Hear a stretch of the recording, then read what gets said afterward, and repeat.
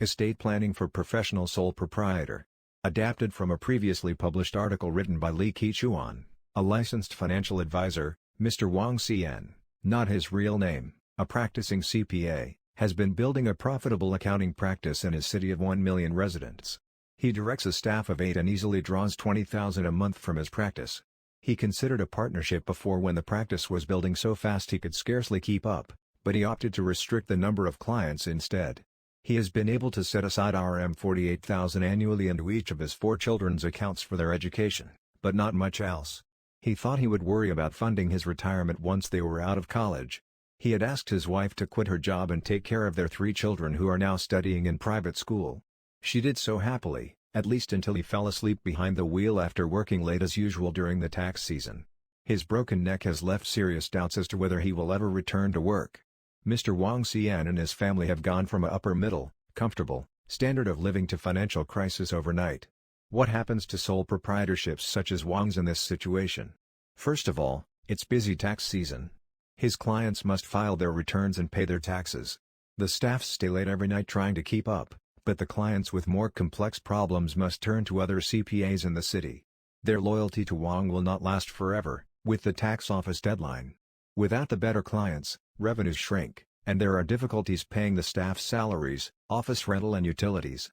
Gradually, the practice shrivels to nothing but unpaid bills. Efforts to sell the practice fail when the potential buyers realize they could accomplish the same result by opening a business across the street from Wang's office.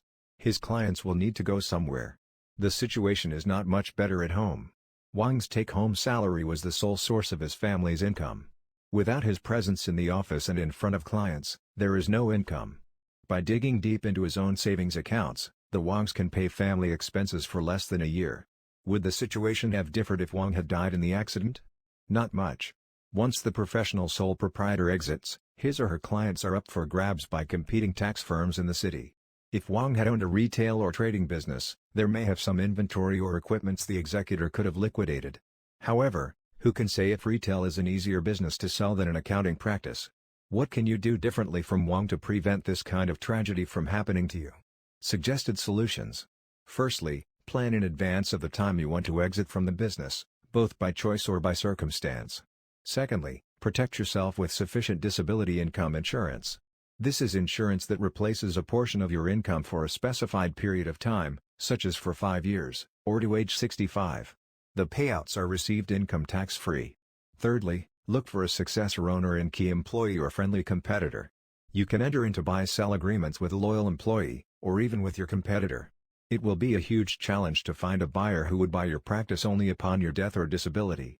You could enter into a trustee agreement. The agreement is trusteed because it requires an individual or entity to act as a custodian, serve as an intermediary, and execute the transfer of the business, in return for the cash usually provided by a life or disability income insurance policy. Title ownership passes to the buyer upon receipt of the cash. Fourthly, write or update your existing will to give your executor the express authority to continue the practice, or sell and liquidate, the business or its assets.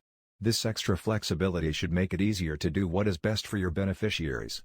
Without your authority, the executor will not likely try to do anything other than shut the business doors and liquidate the assets. This is because the executor is bound to protect the assets in the estate. If your family member could continue the business and has shown some interest, give your executor the authority to transfer the business to them. Don't confuse your family's interest in continuing the business with their ability to do so. Just because a son or daughter, or even your spouse, has expressed an interest in the business, don't rely on this interest as the alternative to sound planning. Li Qichuan holds a BA from National University of Singapore and is a chartered financial consultant, CFP professional and chartered life underwriter, USA.